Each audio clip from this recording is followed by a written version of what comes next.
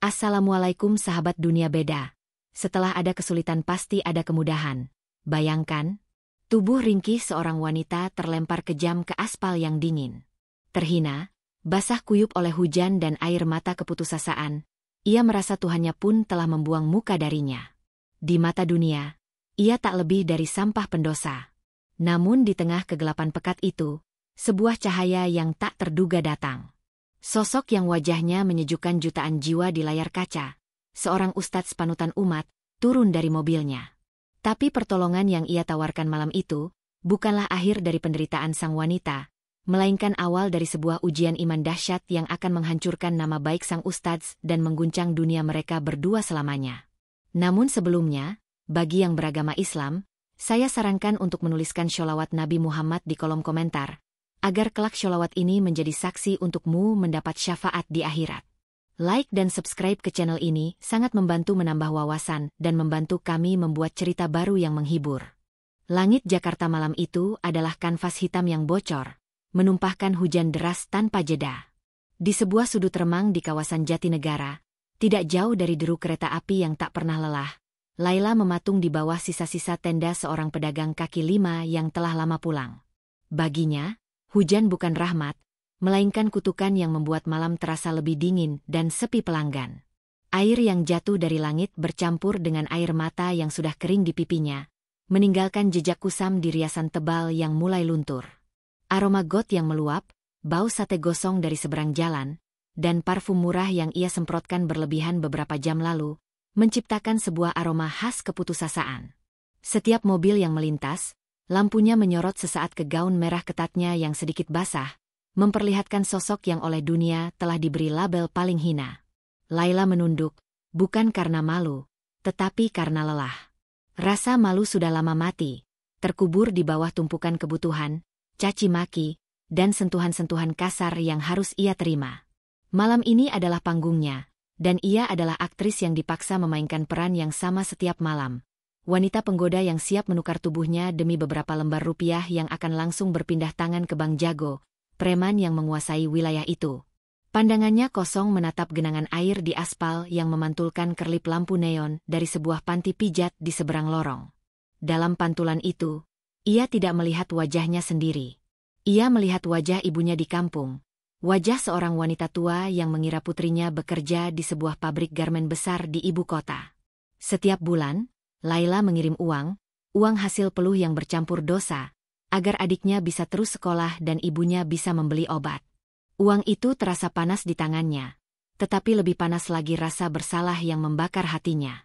Ia sering bertanya dalam diam, apakah Allah masih sudi menatapnya, ataukah ia telah memalingkan wajahnya sama sekali. Di belahan lain kota yang sama, di sebuah rumah megah yang teduh di kawasan Kebayoran Baru, Ustadz Badrul Alam baru saja selesai memimpin sholat Isya berjamaah bersama keluarganya. Aroma gaharu yang lembut menguar dari sudut ruangan, bercampur dengan aroma teh melati hangat yang disiapkan oleh istrinya, Fatimah. Suara Ustadz Badrul saat mengimami sholat tadi begitu merdu, menenangkan siapa saja yang mendengarnya. Ribuan, bahkan jutaan orang di seluruh negeri, mengenal suara itu. Suara yang setiap sore menyapa dari layar televisi dalam program tausiah bertajuk Oase Hati. Suara yang mengisi stadion-stadion dalam acara zikir akbar. Suara yang menjadi rujukan moral bagi banyak orang. Wajahnya teduh, janggutnya yang tipis terawat rapi, dan sorot matanya selalu memancarkan ketenangan. Ustadz Badrul adalah simbol kesalehan modern. Ia kaya, namun dermawan. Ia terkenal, namun rendah hati. Ia adalah panutan yang seolah tanpa cela. Malam ini, ia baru saja pulang dari mengisi sebuah kajian di salah satu masjid korporat di Jalan Sudirman. Tema kajiannya, ironisnya, adalah tentang bahaya menghakimi seorang pendosa dan pentingnya membuka pintu taubat. Abi lelah? Tanya Fatimah lembut, seraya menyodorkan cangkir teh. Ustadz Badrul tersenyum. Sedikit, Umi. Tadi di jalan macet sekali karena hujan. Tapi alhamdulillah, melihat semangat para jamaah tadi, lelahnya jadi hilang. Fatimah, istrinya, adalah sosok wanita yang tak kalah mulia. Wajahnya ayu dalam balutan hijab syari, tutur katanya lembut, dan hatinya seluas samudra. Ia adalah tiang penyangga di balik kokohnya dakwah sang suami, seorang wanita yang ikhlas berbagi suaminya dengan umat. Mereka telah dikaruniai 2 orang anak yang kini sedang terlelap di kamar masing-masing. Buah cinta dari pernikahan yang terlihat begitu sempurna di mata semua orang. Namun, sebuah perasaan gelisah samar-samar menyentuh hati Ustadz Badrul. Dalam perjalanannya pulang tadi, saat mobilnya melintasi gemerlap jalan protokol yang basah, ia melihat sekilas pemandangan yang kontras. Wanita-wanita berpakaian minim yang berdiri di pinggir jalan, menantang hujan, menawarkan diri dalam diam. Ia beristighfar dalam hati, mendoakan mereka, namun merasa tak berdaya. Dakwahnya terasa hanya menyentuh mereka yang sudah berada di dalam masjid, sementara di luar sana, banyak jiwa yang tersesat dan tak terjangkau. Takdir malam itu bekerja dengan cara yang paling misterius. Tepat ketika Laila merasa malam akan berakhir tanpa hasil, sebuah sedan hitam mewah berhenti di dekatnya. Kaca mobil turun perlahan, menampakkan seorang pria parubaya dengan jam tangan berkilauan. Tanpa banyak bicara, Laila masuk. Mobil melaju menembus malam, meninggalkan kawasan kumuh Jatinegara. Namun, harapan Laila untuk mendapatkan beberapa lembar uang sirna dalam sekejap. Pria itu, yang sedang mabuk, menjadi kasar. Ia menginginkan sesuatu yang tidak bisa Laila berikan malam itu, sebuah senyuman tulus. Lelah dan muak, wajah Laila terlihat kosong, dan itu membuat pria itu murka. Pelacur tidak berguna, bentaknya. Mobil berhenti mendadak di tepi jalan Gatot Subroto yang lengang. Pintu mobil dibuka dengan kasar, dan tubuh Laila didorong keluar begitu saja. Ia terjerembab di atas trotoar yang dingin dan basah. Kepalanya sedikit terbentur, dan gaunnya kini robek di bagian bahu. Sedan hitam itu melesat pergi, menyisakan Laila yang tergeletak dalam kehinaan yang paripurna. Hujan mengguyurnya tanpa ampun, seolah ingin membersihkan dosanya namun justru membuatnya merasa semakin kotor. Memar di sikunya, perih di hatinya. Ia hancur. Kali ini, ia benar-benar menangis. Bukan tangisan diam, tapi isakan putus asa yang tertelan oleh deru hujan. Ia memeluk tubuhnya yang gemetar, merasa inilah titik terendah dalam hidupnya. Tuhan sepertinya benar-benar sudah tiada. Tiba-tiba, seberkas cahaya lampu menyorotnya. Sebuah mobil lain berhenti perlahan di dekatnya. Laila menyipitkan mata, bersiap menerima makian atau tatapan jijik dari pengguna jalan lain. Ia mencoba bangkit, ingin segera lari dan bersembunyi. Namun, tenaganya habis. Pintu mobil itu terbuka. Sesosok pria tegap berbalut baju koko putih keluar sambil membuka payung. Laila membeku. Ia mengenali wajah itu. Wajah teduh yang sering ia lihat sekilas di warung televisi kecil milik tetangganya. Wajah Ustadz Badrul Alam. Seketika, rasa malu dan takut yang luar biasa menjalari seluruh tubuhnya. Ia menutupi wajahnya dengan kedua tangan, berharap bumi terbelah dan menelannya hidup-hidup. Inikah akhir riwayatnya? Ditemukan oleh seorang panutan umat dalam keadaan seperti ini? Ia menunggu. Menunggu ceramah pedas, menunggu hardikan, menunggu tatapan menghakimi yang akan menghancurkannya hingga menjadi debu. Mbak, tidak apa-apa. Suara itu datang. Namun, suara itu begitu lembut, tanpa sedikitpun nada penghakiman. Laila perlahan menurunkan tangannya. Di hadapannya, Ustadz Badrul Alam berdiri memegang payung untuk melindunginya dari hujan. Wajahnya menunjukkan kekhawatiran yang tulus. Bukan kekhawatiran seorang ustadz pada pendosa, tapi kekhawatiran seorang manusia pada manusia lain yang sedang terluka. Ustadz Badrul baru saja dalam perjalanan pulang dari rumah salah seorang kerabatnya ketika ia melihat insiden itu dari kejauhan. Hatinya tergerak.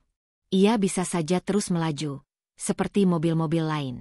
Namun, ceramahnya tadi siang tentang menolong sesama seolah menamparnya. Dakwah bukan hanya di mimbar, tapi di jalanan, di tempat paling kotor sekalipun. Tanpa ragu, ia menepikan mobilnya. Ia melihat kondisi Laila yang menyedihkan. Gemetar, basah kuyup, dengan luka lecet di siku. Tanpa pikir panjang, ia melepaskan jaketnya yang kering dan hangat, lalu dengan hati-hati menyelimuti bahu Laila yang terbuka dan gemetar. "Jangan di sini, Mbak. Hujan deras. Mari, saya antar pulang ke tempat yang lebih aman," ujarnya lagi, suaranya tetap tenang dan penuh wibawa. Laila hanya bisa menatapnya dengan pandangan tak percaya. Ia terlalu syok untuk bicara. Ia ingin menolak, merasa tak pantas. Namun, kehangatan jaket sang ustadz dan ketulusan di matanya meluluhkan seluruh pertahanannya.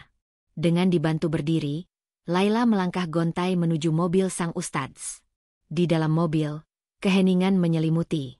Hanya suara hujan di atap mobil dan alunan merdu lantunan ayat suci dari pemutar audio.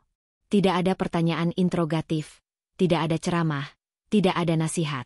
Ustadz Badrul hanya fokus menyetir. Sesekali melirik untuk memastikan Laila baik-baik saja. Bagi Laila, ini adalah sebuah pengalaman surreal. Untuk pertama kalinya dalam bertahun-tahun, ia duduk di dalam mobil seorang pria dan tidak merasa seperti seonggok daging. Ia diperlakukan sebagai manusia. Keheningan itu, bagi Laila, lebih menenangkan daripada ribuan kata penghiburan. Di dalam mobil yang hangat itu, di samping seorang pria yang dihormati jutaan orang, untuk pertama kalinya Laila merasakan setitik harapan. Pertemuan di bawah guyuran hujan malam itu akan menjadi babak baru yang tidak pernah ia bayangkan dalam hidupnya yang paling liar sekalipun. Sebuah awal dari perjalanan yang akan mengguncang dunia mereka berdua. Keheningan di dalam mobil mewah itu terasa pekat, hanya dipecah oleh desau wiper yang bekerja keras melawan hujan dan lantunan syahdu Syekh Misyari Rashid Al-Fasi dari pengeras suara. Laila duduk terpaku di kursi penumpang. Jemarinya meremas erat ujung jaket Ustadz Badrul yang kini menyelimuti tubuhnya. Wangi parfum sang Ustadz yang lembut dan bersih, aroma yang tidak pernah ia kenal sebelumnya, terasa begitu kontras dengan bau anyir darah dari sikunya yang lecet dan aroma putus asa yang seolah menempel permanen di kulitnya. Ia tidak berani menoleh, hanya menatap lurus ke depan pada jalanan basah yang memantulkan cahaya lampu kota menjadi garis-garis panjang yang kabur. Ustadz Badrul memelankan laju mobilnya. Ia tahu, keheningan ini tidak bisa bertahan selamanya. Ia harus mengatakan sesuatu, namun ia sangat berhati-hati memilih kata. Satu kalimat yang salah bisa jadi akan terdengar seperti penghakiman dan menutup pintu hati yang mungkin baru saja sedikit terkuak. Nama saya Badrul, ucapnya pelan, memecah kesunyian. Kalau boleh tahu, nama Mbak siapa? Laila tersentak. Pertanyaan sederhana yang sudah ribuan kali ia dengar. Namun, kali ini terasa berbeda. Biasanya, pertanyaan itu dilanjutkan dengan penawaran harga. Kali ini, pertanyaan itu terdengar tulus. Sebuah pengakuan atas keberadaannya sebagai seorang individu, bukan komoditas. Bibirnya terasa kaku untuk bergerak. Laila, jawabnya lirih, nyaris seperti bisikan. Laila, Ustadz Badrul mengulang nama itu dengan lembut. Nama yang indah. Jika Mbak Laila berkenan, saya bisa antar pulang. Rumah Mbak di mana? Pertanyaan itu membuat jantung Laila berdebar kencang. Pulang? Kemana? Ke kamar kos sempit dan pengap di lorong Jatinegara. Tempat Bang Jago akan menunggunya untuk menagih setoran malam ini? Tempat di mana ia akan kembali menjadi properti, bukan manusia? Kembali ke neraka setelah baru saja merasakan setetes embun surga? Tidak. Ia tidak bisa kembali ke sana. Tidak malam ini. Saya tidak punya tempat tujuan, jawab Laila dengan suara bergetar. Kebohongan dan kejujuran bercampur menjadi satu. Ia tidak punya rumah, hanya tempat singgah yang harus ia bayar dengan harga dirinya. Ustadz Badrul terdiam sejenak, mencerna jawaban itu. Ia melihat dari sudut matanya, bahu wanita di sebelahnya kembali bergetar. Ia paham. Jawaban itu adalah sebuah kode, sebuah sinyal bahaya yang samar.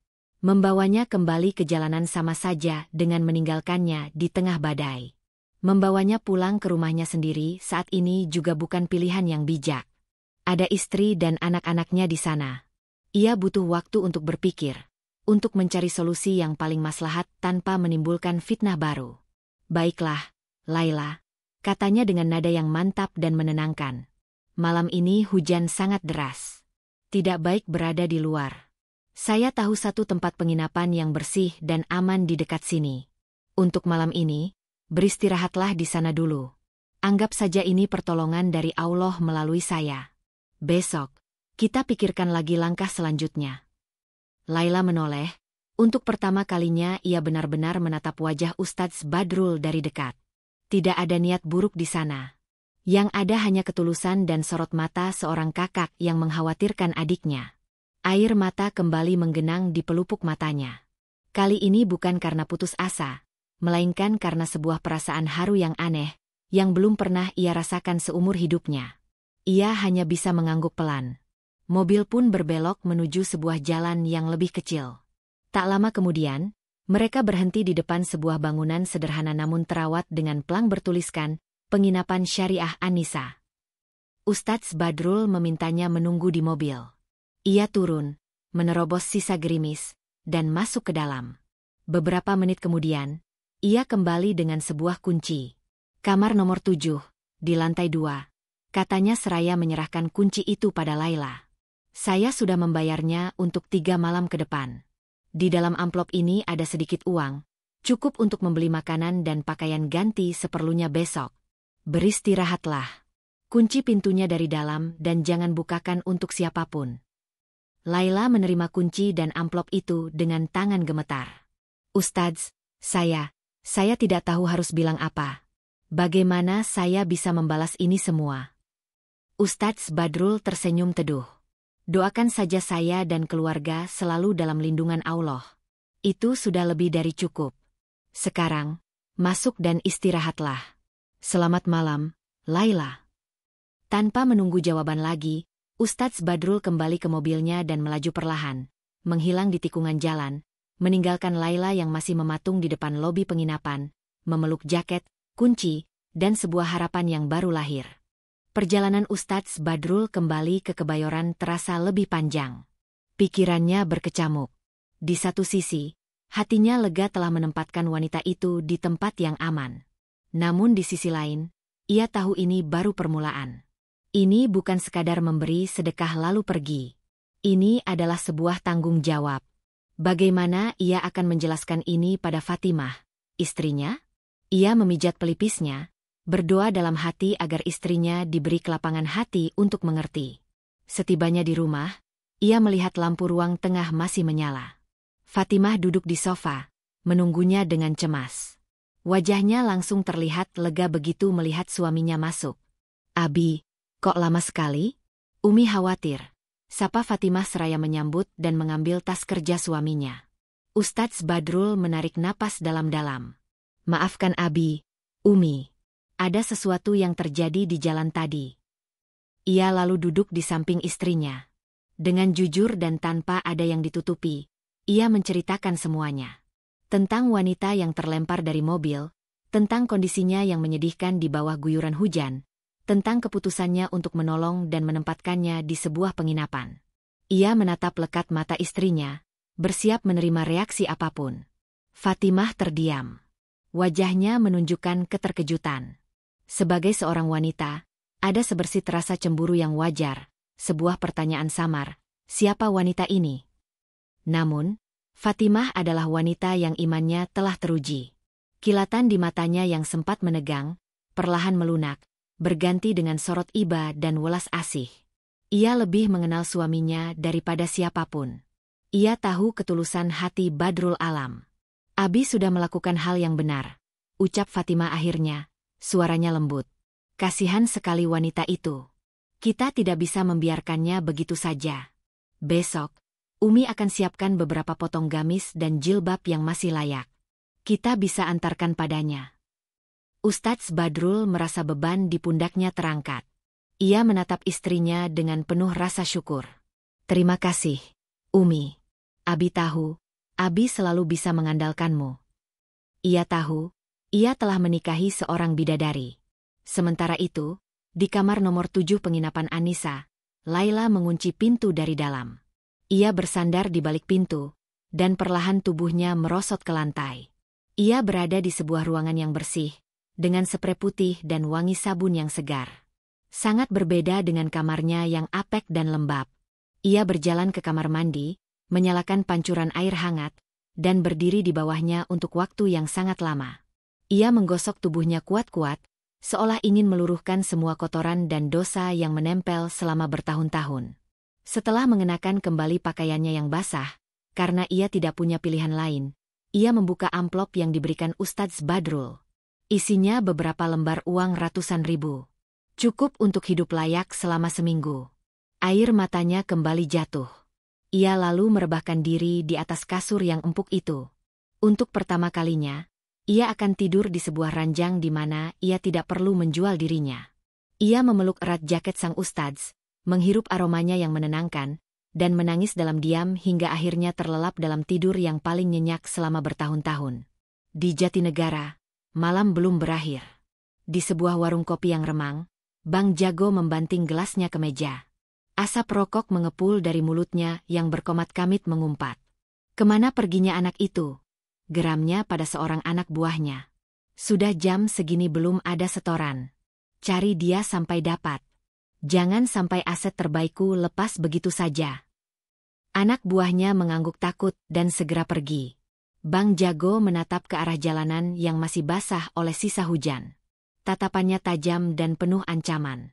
Ia tahu, Laila tidak mungkin berani kabur begitu saja. Pasti ada sesuatu yang terjadi. Dan siapapun yang berani mengambil miliknya, akan berhadapan langsung dengannya. Badai kecil telah reda bagi Laila, namun badai yang lebih besar sedang dalam perjalanan untuk menjemputnya. Cahaya matahari pagi menerobos masuk melalui celah gorden di kamar nomor 7, menyentuh wajah Laila dan memaksanya membuka mata. Untuk sesaat, ia bingung. Langit-langit kamar yang putih bersih, pendingin ruangan yang berdesis pelan, dan keheningan yang nyaman adalah hal-hal yang begitu asing. Kemudian, ingatan tentang malam sebelumnya datang membanjir. Hujan deras, mobil yang melaju kencang, wajah bengis seorang pelanggan, dan kemudian, wajah teduh Ustadz Badrul Alam. Ia terduduk di ranjang, tangannya secara refleks menyentuh sprei yang lembut. Ini nyata. Ini bukan mimpi. Ia bangkit dan berjalan menuju cermin besar di sudut ruangan. Sosok yang balas menatapnya adalah seorang wanita dengan mata bengkak, rambut acak-acakan, dan gaun merah murahan yang kini kering namun kusut dan robek. Itulah Laila yang ia kenal, Laila sang pelacur. Namun, untuk pertama kalinya, ia merasa ada jarak antara dirinya dan pantulan di cermin itu. Seolah-olah ia sedang melihat orang lain, seseorang dari masa lalu. Ia menyentuh jaket Ustadz Badrul yang terlipat rapi di atas meja. Kehangatan dan aroma bersihnya seolah menjadi jangkar di tengah lautan kebingungannya.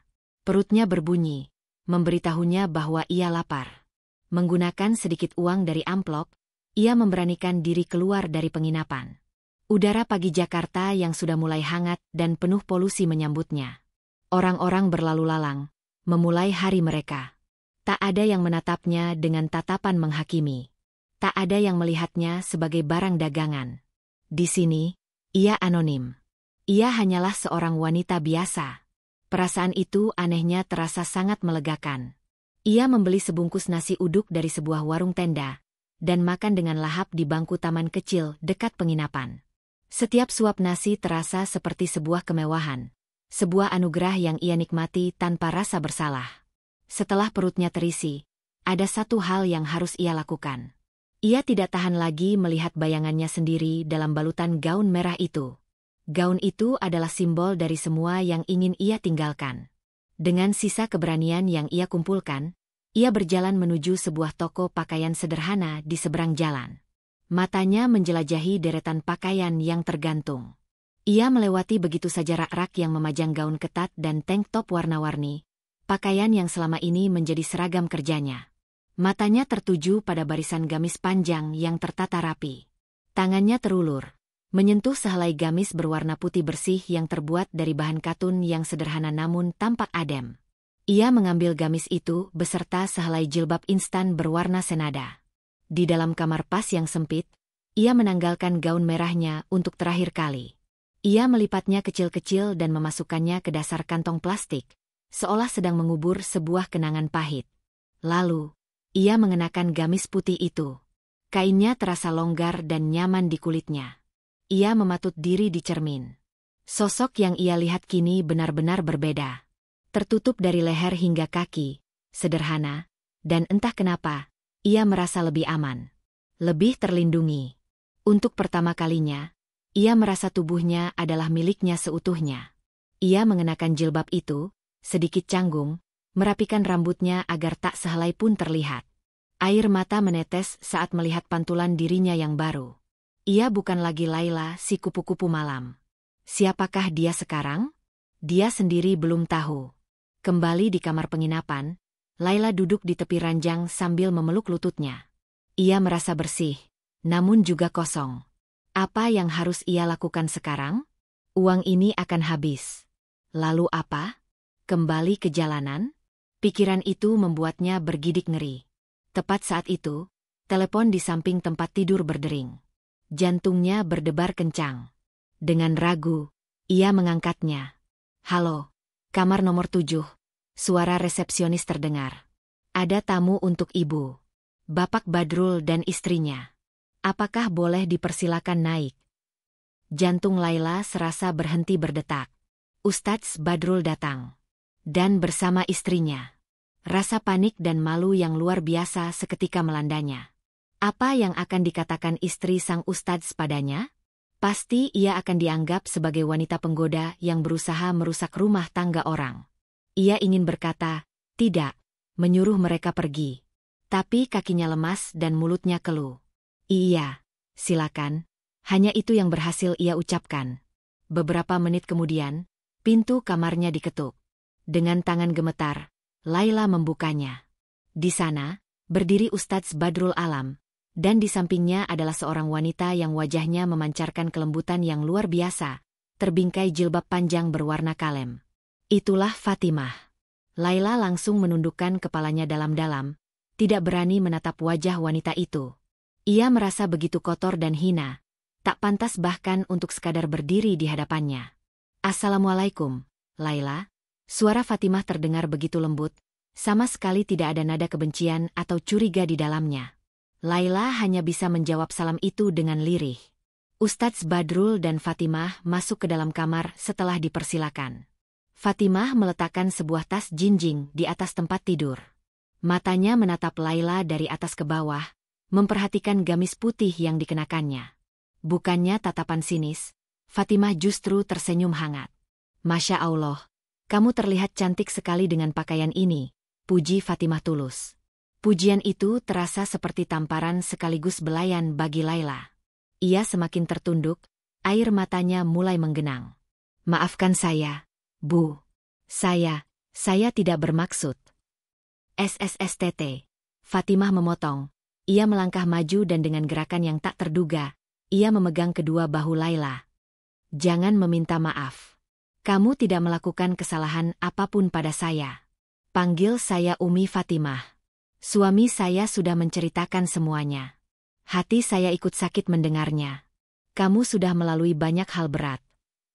Sentuhan dan kata-kata lembut itu meruntuhkan seluruh dinding pertahanan Laila. Ia terisak. Untuk kedua kalinya dalam 2 hari, ia diperlakukan sebagai manusia oleh orang yang baru dikenalnya. Fatimah lalu membuka tas yang dibawanya, mengeluarkan beberapa set gamis, jilbab, dan pakaian dalam yang masih baru. Ini, terimalah. Pakaianmu pasti tidak banyak. Anggap saja ini hadiah dari saudarimu, kata Fatimah. Ustadz Badrul yang sedari tadi diam, akhirnya angkat bicara. Laila, kami datang ke sini bukan untuk menghakimimu. Kami datang untuk menawarkan sebuah jalan. Uang yang saya berikan akan habis. Tempat penginapan ini hanya sementara. Tapi rahmat Allah itu abadi. Apakah kamu mau memulai hidup yang baru? Belajar lagi dari awal, pelan-pelan, untuk kembali ke jalannya. Laila mengangkat wajahnya yang basah oleh air mata. Ia menatap Ustadz Badrul, lalu beralih ke Umi Fatimah. Di mata mereka, ia melihat sebuah harapan. Sebuah pintu yang terbuka untuknya. Tapi, saya ini kotor. Umi, Ustadz, saya pendosa. Sholat saja saya sudah tidak pernah. Mengaji pun sudah lupa semua. Apa Allah masih mau menerima saya? Isaknya pilu. Fatimah tersenyum lagi, senyum yang mampu menenangkan badai. Laila, Allah itu Maha Pengampun. Dia lebih senang mendengar rintihan seorang pendosa yang bertaubat daripada tasbih 1000 orang yang sombong. Tidak ada kata terlambat. Kita bisa mulai dari nol. Saya yang akan membimbingmu. Kita belajar lagi cara mengambil wudhu, belajar lagi sholat, satu gerakan demi satu gerakan. Mau, ya? Tawaran itu adalah sauh yang dilemparkan ke tengah lautan keputusasaannya. Inilah yang ia butuhkan. Bukan hanya uang, bukan hanya tempat tinggal, tapi sebuah bimbingan. Sebuah tangan untuk dipegang saat meniti jalan baru yang terjal. Dengan sisa tenaganya, Laila mengangguk kuat-kuat. Mau, Umi. Saya mau. Sementara itu, di sebuah warung di dekat Jalan Gatot Subroto, seorang anak buah Bang Jago sedang menyeruput kopinya. Matanya awas mengamati sekitar. Tadi pagi, ia berhasil mendapat informasi dari seorang juru parkir liar. Juru parkir itu ingat, tadi malam ia melihat sebuah mobil sedan mewah membuang seorang wanita berpakaian merah, dan tak lama kemudian, sebuah mobil Kijang Innova hitam berhenti. Seorang pria yang penampilannya rapi dan alim, katanya, turun dan menolong wanita itu. Mobilnya Kijang Innova hitam. Plat nomornya tidak lihat, tapi orangnya seperti ustadz yang sering masuk televisi. Lapor anak buah itu melalui telepon kepada Bang Jago. Di seberang telepon, Bang Jago menyeringai. Informasi ini adalah sebuah titik terang. Seorang ustadz terkenal. Targetnya kini lebih spesifik. Dunianya yang gelap dan dunia sang ustadz yang terang benderang akan segera berbenturan. Bagus, desis Bang Jago. Cari tahu siapa ustadz yang punya mobil seperti itu. Sisir semua stasiun televisi. Temukan fotonya. Aku ingin tahu, pahlawan kesiangan mana yang berani mengambil mainanku. Di kamar penginapan, Fatimah sedang dengan sabar menuntun Laila ke kamar mandi. Niatnya di dalam hati saja. Ya, kita mulai dengan membaca bismillah. Katanya lembut. Laila mengikuti setiap instruksi, merasakan air wudhu yang sejuk membasuh wajah, tangan, dan kakinya. Setiap tetes air terasa seperti menghapus satu noda dari jiwanya. Ia merasa ringan. Sebuah babak baru telah dimulai, namun ia tidak sadar. Bayangan dari babak lamanya sedang berusaha keras untuk menyeretnya kembali. Hari-hari di penginapan terasa seperti sebuah mimpi transisi, sebuah jeda antara neraka yang telah ditinggalkan dan surga yang belum berani ia harapkan. Namun, Ustadz Badrul dan Umi Fatimah tahu, Laila tidak bisa selamanya tinggal di sana. Ia membutuhkan sebuah tempat yang bisa ia sebut sebagai awal dari rumah, sebuah ruang privat untuk belajar dan menyembuhkan diri tanpa tatapan ingin tahu dari staf penginapan. Setelah berdiskusi, mereka menemukan solusi. Sebuah kamar kos sederhana di kawasan Pasar Minggu, di sebuah lingkungan perumahan yang tenang dan tidak mencolok, jauh dari hiruk-pikuk Jatinegara maupun kemewahan Kebayoran. Ustadz Badrul yang mengantarnya ke sana. Sebuah kamar berukuran 3x4 meter dengan kamar mandi dalam yang mungil. Isinya hanya kasur lantai, sebuah lemari plastik kecil, dan sebuah kipas angin. Sederhana, bahkan mungkin sedikit menyedihkan bagi sebagian orang. Namun bagi Laila, kamar itu adalah istana. Kamar itu adalah miliknya. Tidak ada yang akan mendobrak pintunya untuk menagih setoran. Tidak ada yang akan memaksanya melakukan hal yang ia benci di atas kasur itu. Ini adalah ruang sucinya. Maaf, Laila. Hanya ini yang bisa kami siapkan untuk sementara, kata Ustadz Badrul, merasa sedikit tidak enak. Laila menggeleng cepat. Senyum tulus terukir di wajahnya untuk pertama kali. Ini lebih dari cukup, Ustadz. Ini sempurna. Terima kasih. Maka dimulailah sebuah rutinitas baru. Setiap 2 hari sekali, Umi Fatimah akan datang berkunjung, membawakannya makanan dan yang lebih penting, pelajaran. Mereka akan duduk bersila di atas tikar pandan. Pelajaran pertama adalah yang paling sulit, sholat. Tubuh Laila terasa kaku untuk melakukan gerakan rukuk dan sujud. Lidahnya keluh untuk melafalkan bacaan yang telah puluhan tahun ia lupakan. Seringkali, di tengah sholat, ia akan berhenti dan menangis terseduh-seduh. Ia merasa begitu munafik, berdiri menghadap kiblat dengan masa lalu yang begitu kelam. Tidak apa-apa, teruskan saja, bisik Umi Fatimah dengan sabar dari sampingnya. Menangislah di hadapannya. Adukan semua padanya. Syalatmu yang berlinang air mata penyesalan ini mungkin lebih berharga di mata Allah daripada sholat 1000 rakaat dari orang yang hatinya lalai.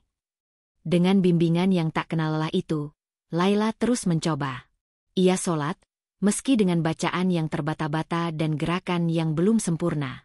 Setelah sholat, Umi Fatimah akan mengeluarkan sebuah buku tipis yang sampulnya bergambar anak-anak ceria. Buku Iqra. Kita mulai dari sini, ya.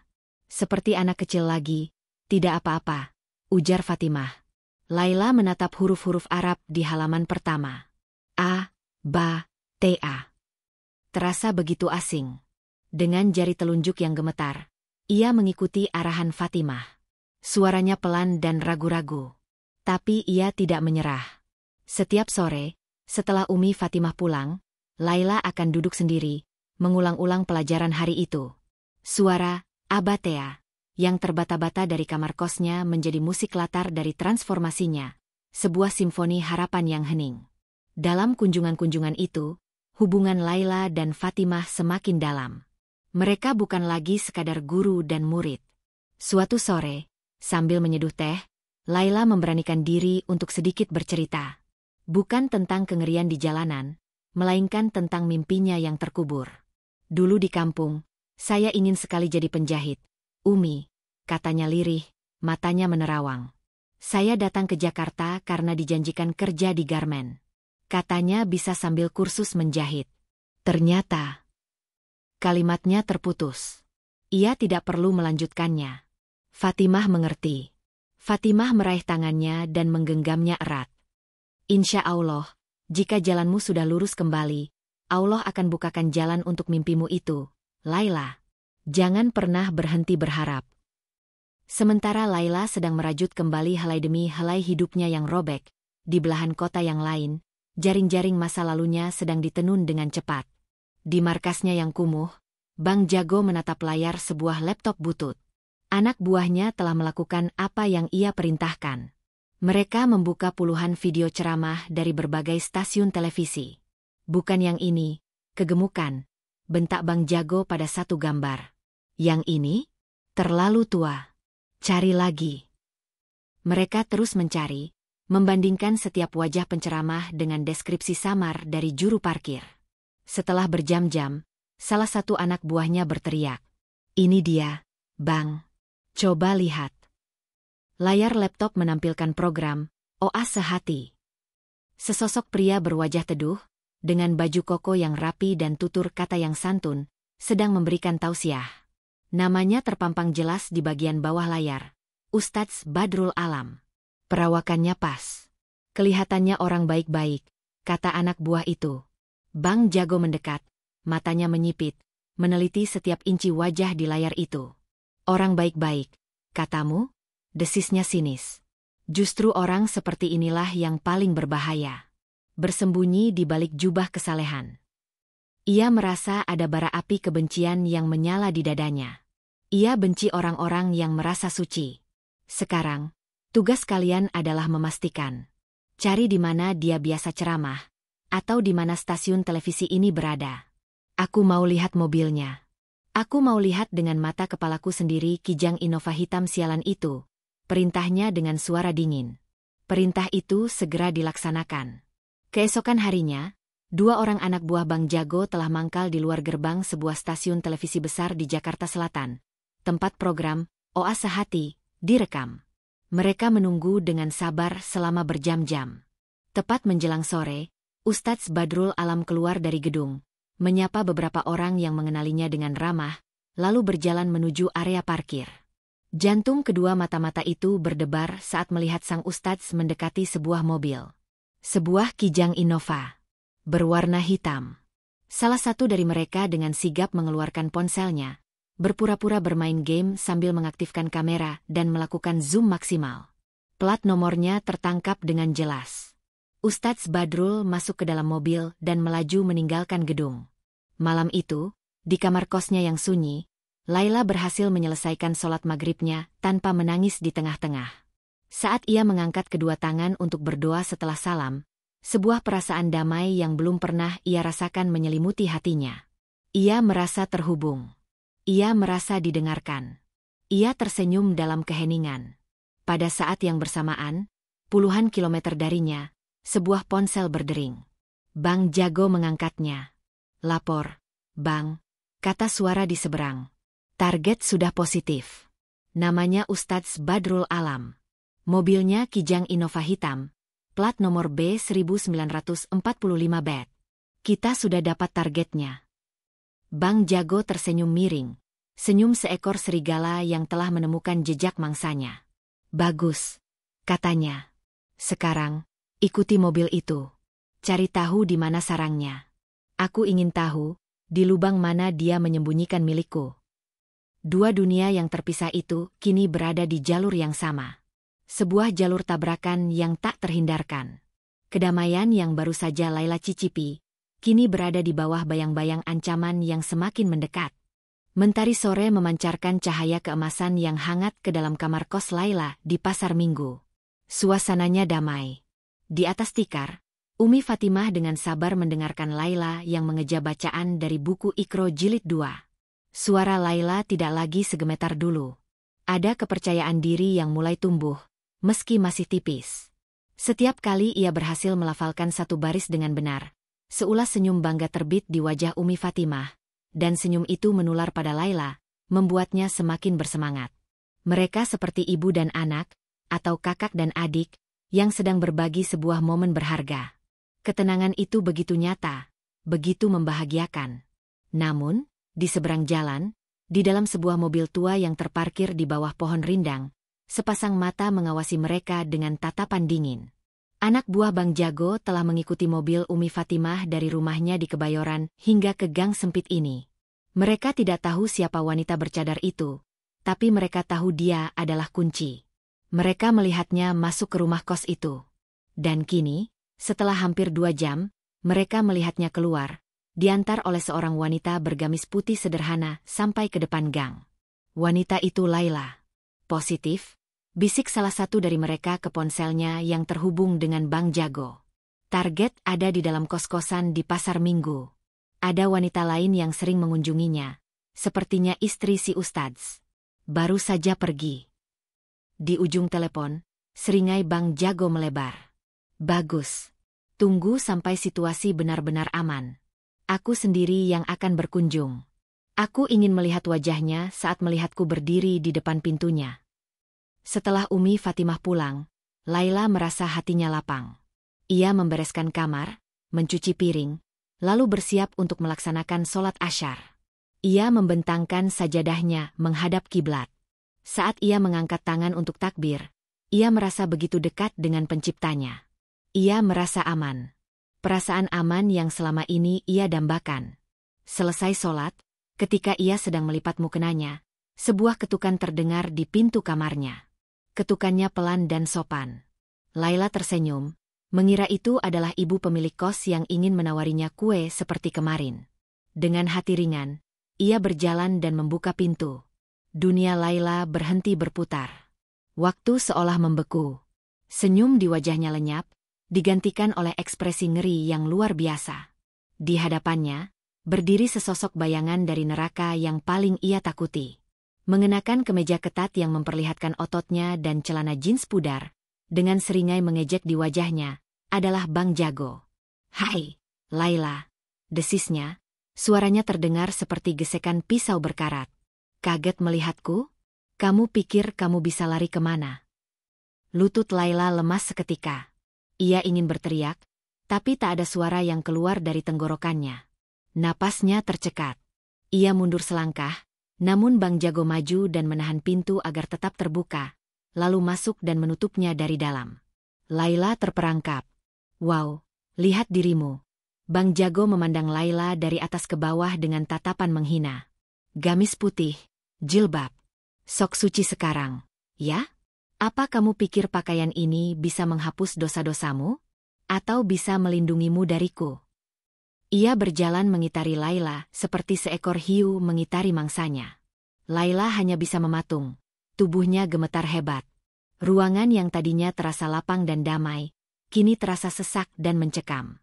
"Aku mencarimu kemana-mana, sayang," lanjut Bang Jago. Suaranya pura-pura dibuat sedih. "Kamu tahu, setoranmu macet. Pendapatanku berkurang. Dan ternyata, kamu di sini, bermain rumah-rumahan dengan seorang ustadz." Ia berhenti di depan Laila, mencondongkan tubuhnya hingga wajah mereka hanya berjarak beberapa senti. Bau alkohol dan asap rokok dari napasnya menerpa wajah Laila, membuatnya mual. "Dengar," kata Bang Jago, nadanya berubah menjadi dingin dan tajam. "Permainanmu sudah selesai. Besok malam, aku mau kamu sudah ada di tempat biasa di Jatinegara. Paham?" Laila menggelengkan kepalanya perlahan, air mata mulai mengalir deras di pipinya. "Tidak, Bang. Tolong, biarkan saya pergi. Saya tidak mau kembali ke sana." "Oh, kamu tidak mau?" Bang Jago tertawa sinis. "Lalu kamu mau apa? Jadi istri kedua si Ustadz? Kamu pikir dia benar-benar mau sama bekas pelacur sepertimu? Dia hanya kasihan. Bodoh. Setelah bosan, kamu akan dibuang juga." "Tolong, Bang." Isak Laila. Bang Jago mencengkeram dagu Laila dengan kasar, memaksanya menatap matanya. "Dengar baik-baik. Ini bukan permintaan. Ini perintah. Kalau besok malam kamu tidak ada di sana, aku tidak akan mencarimu lagi." Laila merasakan secercah harapan, namun kalimat berikutnya menghancurkannya hingga berkeping-keping. "Tapi," lanjut Bang Jago, "aku akan gantian berkunjung ke rumah Ustadz Badrul Alam yang terhormat di Kebayoran. Aku akan kenalan dengan istrinya yang solehah itu, dan mungkin dengan anak-anaknya juga. Aku akan ceritakan pada mereka siapa wanita yang sudah ditolong oleh suami dan ayah mereka. Aku akan pastikan hidup mereka tidak akan pernah tenang lagi. Kamu pilih mana?" Ancaman itu menghantam Laila lebih keras dari pukulan manapun. "Tidak. Jangan mereka. Jangan orang-orang baik yang telah menyelamatkannya. Keselamatan dirinya sendiri sudah tidak penting lagi, tapi keselamatan keluarga Ustadz Badrul adalah segalanya." Bang Jago melepaskan cengkeramannya dengan kasar dan berjalan ke pintu. "Aku tunggu besok malam," katanya sebelum membuka pintu dan menghilang, meninggalkan Laila yang roboh ke lantai, dunianya hancur lebur. Untuk beberapa saat, Laila hanya bisa menangis, meraung dalam diam. Kedamaian yang baru ia bangun runtuh dalam sekejap. Ia melihat sekeliling kamarnya, sajadah, buku ikro, semua terasa seperti ejekan. Neraka telah menemukan alamatnya. Tapi ia tidak akan membiarkan neraka itu menjalar dan membakar surga milik keluarga Ustadz Badrul. Sebuah keputusan terbentuk di tengah kepanikannya. Ia harus pergi. Bukan ke Jatinegara, tapi ke Kebayoran. Ia harus memperingatkan mereka. Ia harus memastikan mereka aman, apapun taruhannya. Tanpa berpikir panjang, ia menyambar jilbabnya yang tergeletak, bahkan tidak sempat berpikir untuk memakai sandal atau membawa tas. Ia berlari keluar dari kamar kosnya, menuruni tangga dengan tergesa-gesa, dan terus berlari menyusuri gang sempit itu. Ia mencegat sebuah angkutan kota, meneriakkan tujuan, Kebayoran, pada sang supir. Di dalam mobil yang berguncang dan penuh sesak itu, Laila meringkuk di pojok, menangis tanpa suara. Pikirannya kacau. Ia harus memberitahu Ustadz Badrul agar waspada. Ia akan memohon padanya untuk melupakannya, untuk menganggapnya tidak pernah ada. Ia akan kembali ke Jatinegara. Ia akan menelan semua penderitaan itu, asalkan keluarga baik hati itu selamat. Setelah perjalanan yang terasa seperti selamanya, angkutan kota itu menurunkannya di sebuah area yang asing baginya. Dengan bertanya pada beberapa orang, dan berbekal ingatan samar akan cerita Umi Fatimah tentang sebuah masjid besar di dekat rumahnya, Laila akhirnya menemukan jalan yang benar. Ia berdiri di depan sebuah gerbang hitam yang tinggi dan megah. Di baliknya, berdiri sebuah rumah yang indah dan tenang. Rumah Ustadz Badrul Alam. Tanpa ragu, ia menggedor-gedor gerbang itu dengan panik. "Ustadz, Umi, tolong, buka pintunya," teriaknya. Suaranya serak karena tangis. Seorang petugas keamanan membuka gerbang sedikit, menatapnya dengan curiga. Namun, melihat keadaan Laila yang histeris dan berantakan, ia segera memanggil ke dalam. Tak lama, pintu utama rumah terbuka. Ustadz Badrul dan Umi Fatimah muncul dengan wajah cemas. Melihat Laila dalam kondisi seperti itu, mereka bergegas menghampirinya. "Laila, ada apa?" tanya Umi Fatimah panik seraya memeluknya. Mereka membawa Laila masuk ke dalam ruang tamu yang sejuk dan megah. Di sanalah, sambil bersimpuh di lantai marmer yang dingin, Laila menceritakan semuanya dengan napas yang tersengal-sengal dan air mata yang tak henti-hentinya mengalir. Dia mengancam akan mendatangi kalian. Ustadz, Umi. Dia akan menyakiti kalian dan anak-anak. Tolong, lupakan saya. Anggap saya tidak pernah ada. Biarkan saya kembali. Biarkan saya kembali ke neraka itu. Asal jangan seret Ustadz dan Umi ke dalamnya. Laila memohon, suaranya pecah. Ustadz Badrul menatap wanita yang hancur di hadapannya. Ia kemudian mengangkat wajahnya dan menatap istrinya, Fatimah, yang juga terlihat syok dan pucat. Hatinya terasa seperti diremas. Melepaskan Laila berarti membiarkan sebuah jiwa yang baru saja menemukan cahaya, kembali terlempar ke dalam kegelapan abadi. Melindunginya berarti menyatakan perang terbuka terhadap dunia hitam yang kejam itu, dan menempatkan keluarganya sendiri di garis depan pertempuran. Ia berada di persimpangan jalan paling krusial dalam hidupnya. Keputusan apapun yang ia ambil akan mengubah segalanya, selamanya. Ruang tamu yang megah itu terasa dingin dan senyap, kontras dengan badai yang berkecamuk di hati 3 orang di dalamnya. Laila masih bersimpu di lantai, isak tangisnya mulai reda menjadi getaran-getaran kecil di bahunya. Umi Fatimah, dengan wajah pucat namun tetap berusaha tenang, beranjak ke dapur dan kembali dengan segelas air putih hangat. Ia berlutut di samping Laila, tidak peduli gaun rumahnya yang mahal menyentuh lantai marmer. Minum dulu, Laila. Tenangkan dirimu, bisiknya lembut seraya membantu Laila memegang gelas dengan tangannya yang masih gemetar. Ustadz Badrul tidak berkata apa-apa. Ia hanya berdiri mematung, pandangannya lurus ke depan namun pikirannya melesat ke berbagai arah, menimbang setiap kemungkinan, setiap risiko. Ancaman Bang Jago bukan gertakan sambal. Orang seperti itu hidup dari menebar teror, dan mereka tidak akan segan-segan membuktikan ucapannya. Keluarga adalah titik lemah semua orang, dan Bang Jago tahu persis di mana harus menusuk. Ustadz Badrul merasakan amarah yang saleh bergejolak di dalam dadanya, namun ia juga merasakan ketakutan yang sangat manusiawi. Takut akan keselamatan istri dan anak-anaknya. Laila tidak bisa kembali ke kos itu malam ini, kata Ustadz Badrul akhirnya. Suaranya terdengar berat dan tegas. Malam ini, kamu akan menginap di sini. Laila tersentak, mengangkat wajahnya yang sembab. Tidak, Ustadz. Jangan. Itu yang dia mau. Dia mau saya membawa masalah ke rumah ini. Saya akan pergi jauh-jauh, keluar kota. Saya tidak akan menyusahkan Ustadz dan Umi lagi. Pergi kemana? Ustadz Badrul bertanya dengan nada tajam. Namun bukan karena marah pada Laila. Orang seperti dia punya mata di mana-mana. Kamu mungkin bisa lari untuk seminggu, sebulan. Tapi kamu tidak akan pernah benar-benar bebas. Kamu akan hidup dalam ketakutan seumur hidupmu. Bukan itu jalan keluar yang Allah inginkan untukmu. Fatimah mengangguk, mengusap punggung Laila. Benar kata Abi. Malam ini kamu di sini. Di kamar tamu. Di sini aman. Kita akan pikirkan solusinya bersama-sama. Dengan bujukan lembut, Fatimah akhirnya berhasil membawa Laila yang sudah seperti kehilangan seluruh jiwanya ke kamar tamu di paviliun samping. Setelah memastikan Laila berbaring, Fatimah kembali menemui suaminya. Wajah mereka berdua tegang. Malam yang panjang baru saja dimulai. Mereka duduk berhadapan di ruang keluarga. Anak-anak mereka sudah terlelap di kamar, tidak menyadari prahara yang sedang mengancam kedamaian rumah mereka. Kita harus lapor polisi, Bey, usul Fatimah pertama kali. Ustadz Badrul menggeleng pelan. Umi, orang seperti Bang Jago itu licin. Apa bukti kita?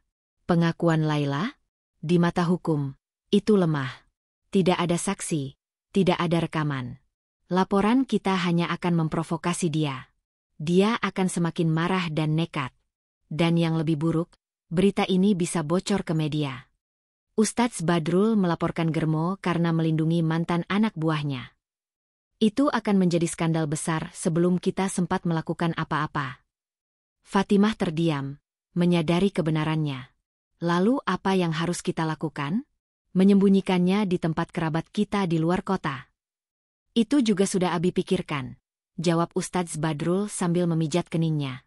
Tapi itu hanya memindahkan masalah, tidak menyelesaikannya. Bang Jago sudah tahu wajah kita, tahu mobil kita, tahu profesi Abi. Dia bisa melacak kita. Dan selama Laila tidak memiliki status yang jelas bersama kita, ia akan selalu menjadi sasaran empuk. Kita akan terus hidup dalam was-was. Keheningan kembali menyelimuti. Ustadz Badrul bangkit dari duduknya, berjalan ke arah jendela, menatap kegelapan malam di luar. Ia bergumul hebat dalam batinnya. Ini bukan lagi sekadar masalah menolong seorang wanita yang tersesat. Ini adalah peperangan antara hak dan batil, dan ia berada tepat di garis depan. Melepaskan Laila sama saja dengan menyerahkan seorang prajurit yang terluka ke tangan musuh.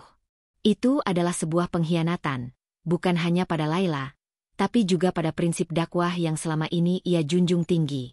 Ia kemudian berbalik, menatap istrinya lekat-lekat. Ada sebuah cahaya keyakinan di matanya, sebuah keputusan yang lahir dari pergulatan batin yang dahsyat.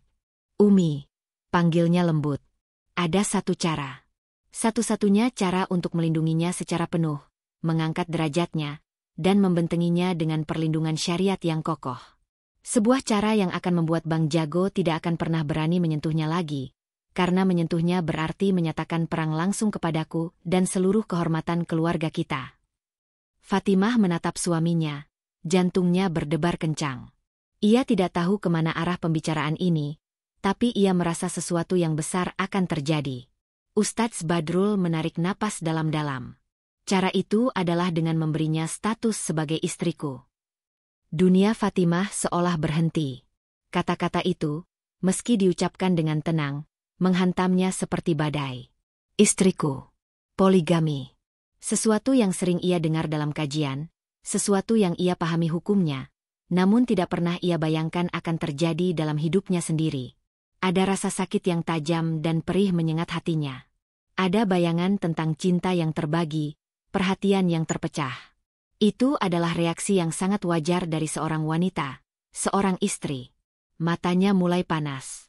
Apa maksud Abi? Tanyanya dengan suara bergetar. Abi mencintainya. Ustadz Badrul segera kembali duduk di hadapan istrinya, meraih kedua tangannya yang terasa dingin. Demi Allah, Umi. Bukan itu masalahnya. Hatiku ini masih milikmu dan anak-anak kita. Ini bukan tentang nafsu atau cinta romantis. Ini tentang dakwah. Ini tentang penyelamatan sebuah jiwa. Dengan menikahinya, Laila menjadi mahramku. Aku bisa menjaganya, membimbingnya, dan melindunginya 24 jam sehari tanpa menimbulkan fitnah. Statusnya akan terangkat. Dia bukan lagi Laila si korban, tapi Laila, istri Badrul Alam. Bang Jago akan berpikir 1000 kali untuk mengganggu seorang wanita yang sudah menjadi istri sah dari orang yang ia tahu memiliki umat. Fatimah menunduk, membiarkan air matanya menetes. Ia mendengar logika suaminya. Ia mengerti argumen syariatnya. Tapi hatinya sebagai wanita sedang tercabik-cabik. Tapi apa kata orang nanti? Bey, mereka akan menuduhmu munafik. Mereka akan bilang Abi hanya menggunakan dalih menolong untuk memenuhi keinginan. Nama baik Abi akan hancur. Umi, kata Ustadz Badrul, suaranya melembut. Sejak kapan penilaian manusia menjadi lebih penting daripada penilaian Allah? Jika seluruh dunia mencaciku tapi Allah ridho, apalah artinya cacian itu? Dan jika seluruh dunia memujiku tapi aku membiarkan satu jiwa kembali ke neraka karena takut kehilangan reputasi, apalah artinya pujian itu? Fatimah terdiam, kata-kata suaminya menembus langsung ke dalam kalbunya. Ia menatap wajah suaminya. Ia tidak melihat wajah seorang pria yang sedang dimabuk asmara. Ia melihat wajah seorang pejuang yang telah mengambil keputusan berat di medan perangnya. Ia melihat ketulusan, bukan nafsu. Ia melihat sebuah niat dakwah yang luhur, yang risikonya luar biasa besar. Malam itu, Fatimah tidak bisa tidur. Ia mengambil air wudhu, lalu membentangkan sajadahnya. Ia sholat, menangis sejadi-jadinya di hadapan sang pemilik hati.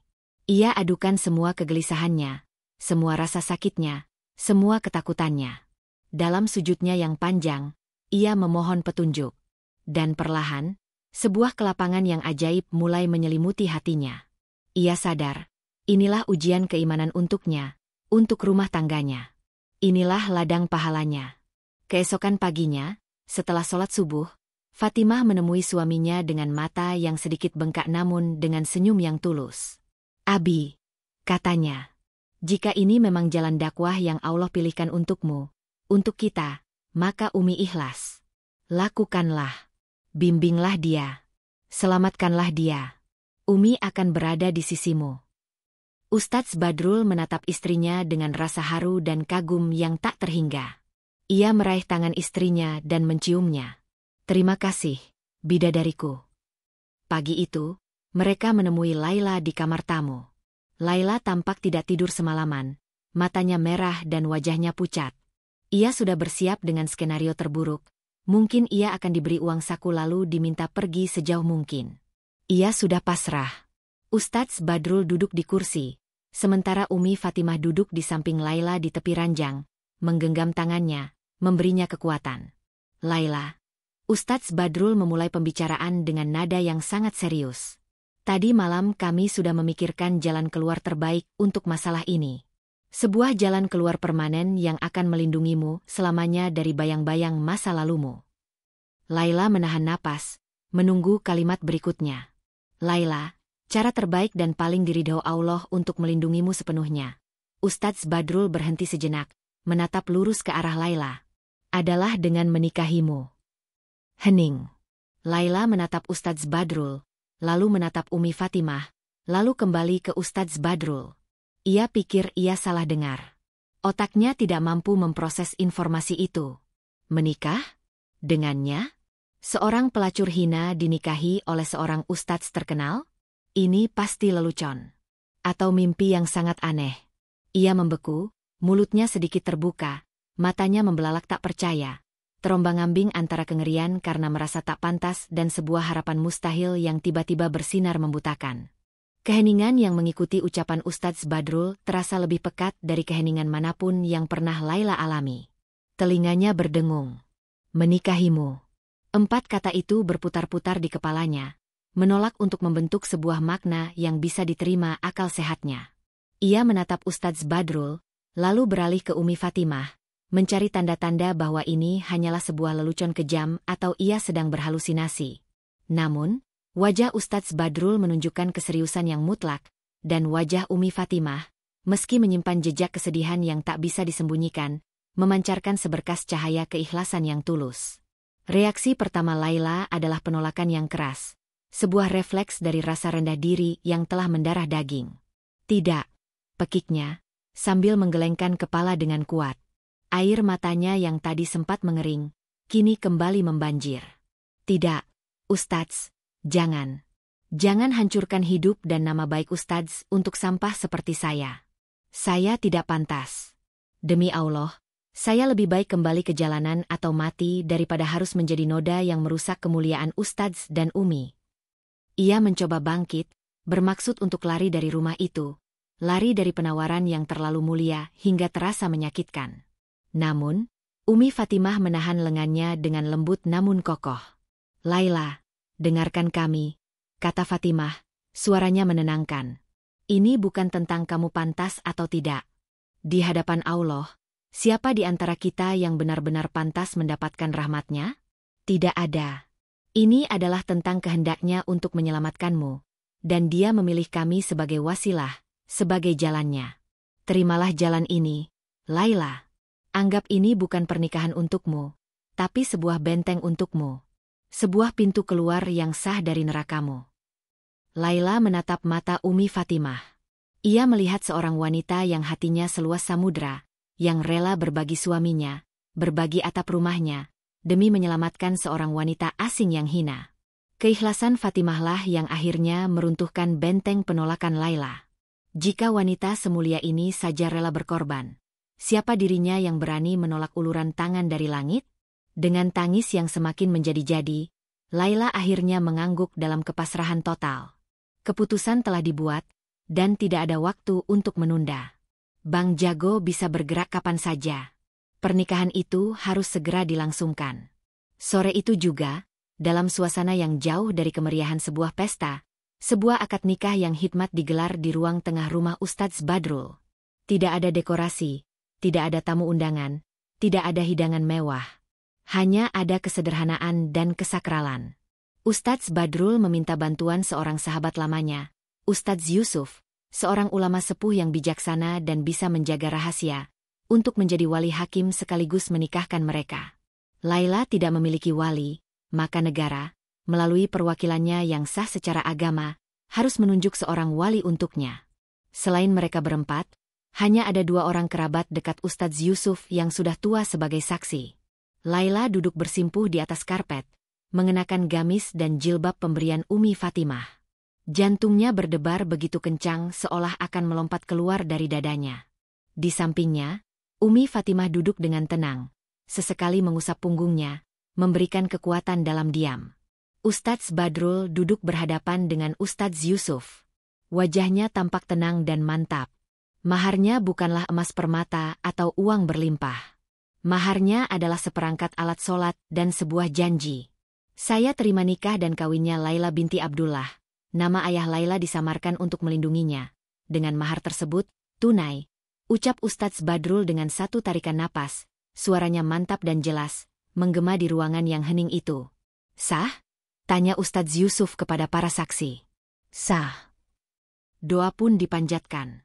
Saat itulah Laila merasa ada sesuatu yang berubah dalam dirinya. Sebuah status baru kini tersemat padanya. Ia bukan lagi Laila si wanita jalanan. Ia adalah Laila, istri dari Badrul Alam. Sebuah tanggung jawab, sebuah kehormatan, dan sebuah perlindungan yang terasa begitu nyata kini melingkupinya. Ia mencium punggung tangan Ustadz Badrul, lalu Umi Fatimah. Momen itu terasa begitu surreal. Mereka mengira, pernikahan hening ini akan menjadi rahasia yang tersimpan rapat, setidaknya untuk sementara waktu. Namun, mereka salah.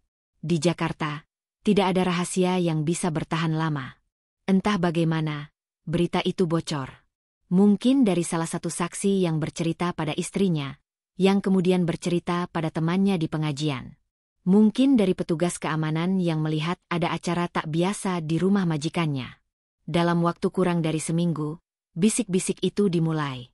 Katanya Ustadz Badrul menikah lagi. Ya. Iya.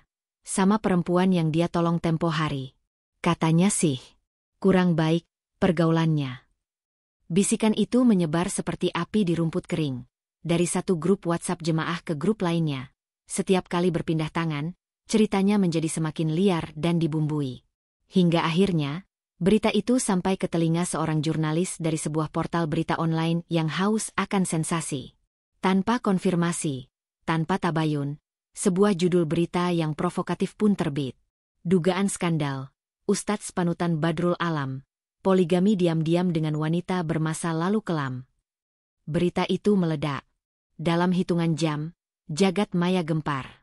Kolom komentar di akun media sosial Ustadz Badrul dipenuhi dengan caci maki, hujatan, dan tuduhan paling keji. Ia dituduh munafik, menjadikan dakwah sebagai kedok untuk memuaskan nafsu, menodai ajaran agama, dan telah kehilangan akal sehatnya. Ribuan pengikutnya yang dulu memujanya setinggi langit, kini berbalik menghinanya hingga ke dasar bumi. Telepon di rumahnya berdering tanpa henti.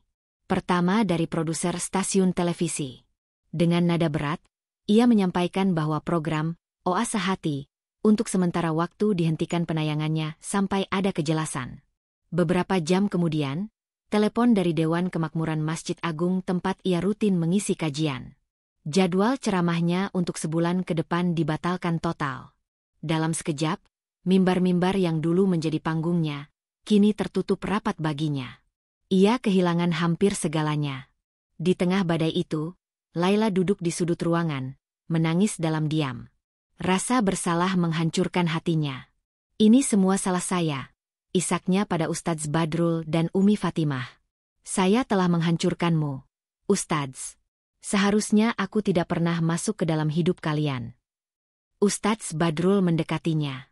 Ia menatap Laila, lalu menatap Fatimah yang berdiri di sisinya, memberinya tatapan dukungan yang tak tergoyahkan. Ia kemudian berlutut di hadapan Laila, tatapannya teduh dan sama sekali tidak menunjukkan penyesalan.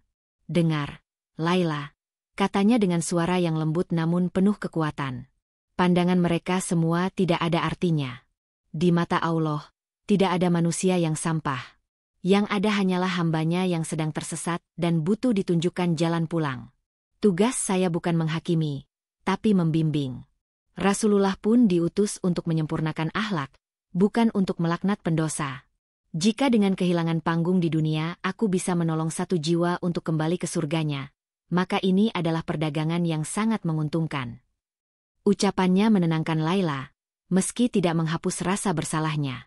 Mereka bertiga, seorang suami, dan kedua istrinya, berdiri bersama di ruang tengah rumah mereka.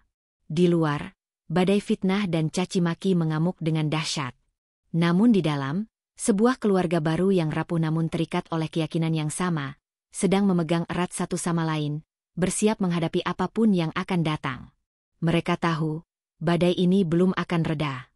Dan di suatu tempat di Jakarta, Bang Jago pasti juga telah mendengar berita ini, dan kemarahannya akan menjadi gelombang badai berikutnya yang harus mereka hadapi. Berita pernikahan kontroversial itu sampai juga ke telinga Bang Jago. Ia tidak membacanya di portal berita atau melihatnya di televisi. Ia mendengarnya dari bisik-bisik di jalanan, dari para preman dan calo di terminal yang menertawakannya di belakang punggungnya. Asetnya, Laila, wanita yang selama ini menjadi salah satu sumber pendapatan terbesarnya, tidak kabur, tidak bersembunyi, melainkan telah naik pangkat menjadi istri kedua seorang ustadz terkenal. Bagi Bang Jago, ini adalah penghinaan paling telak yang pernah ia terima. Ini bukan lagi soal uang yang hilang. Ini soal harga diri. Soal kekuasaan. Seorang ustadz, simbol dari dunia yang paling ia benci, telah masuk ke wilayahnya dan mengambil miliknya secara permanen. Melegitimasi pencurian itu dengan sebuah ikatan suci. Kemarahannya membara, lebih panas dari biasanya. Rasa malu di hadapan anak buahnya membuatnya gelap mata. Siapkan mobil, geramnya pada suatu sore, setelah seharian menenggak minuman keras untuk menenangkan amarahnya yang sia-sia. Kita akan berkunjung ke rumah orang suci itu. Aku mau lihat sejauh mana jubahnya bisa melindunginya. Aku akan seret Laila keluar dari sana, di depan mata kedua istrinya. Sementara itu, di rumah Ustadz Badrul di Kebayoran, suasana berangsur-angsur mulai tenang. Telepon tidak lagi berdering tanpa henti. Badai di media sosial telah sedikit mereda, berganti dengan keheningan yang canggung dari dunia yang telah mengucilkan mereka. Di dalam keterasingan itu, mereka justru menemukan sebuah ritme baru. Sebuah keluarga yang sesungguhnya mulai terbentuk. Fatimah, dengan kebesaran hatinya, telah sepenuhnya menerima Laila. Ia bahkan yang menyarankan sebuah nama baru untuknya. Kamu memulai lembaran baru, hidup yang baru. Sebaiknya, namamu juga baru. Sebuah doa, usulnya pada suatu pagi. Bagaimana jika Aisyah Humaira? Aisyah, seperti istri Rasulullah yang cerdas dan kuat. Dan Humaira, pipi yang kemerahan, sebuah panggilan sayang Rasulullah untuknya. Semoga hidupmu dipenuhi kecerdasan, kekuatan, dan cinta. Laila, kini Aisyah, menangis haru mendengarnya. Nama itu terdengar begitu indah dan suci, sebuah nama yang tidak pernah ia berani impikan untuk disandangnya. Sejak saat itu, Ustadz Badrul dan Fatimah memanggilnya Aisyah.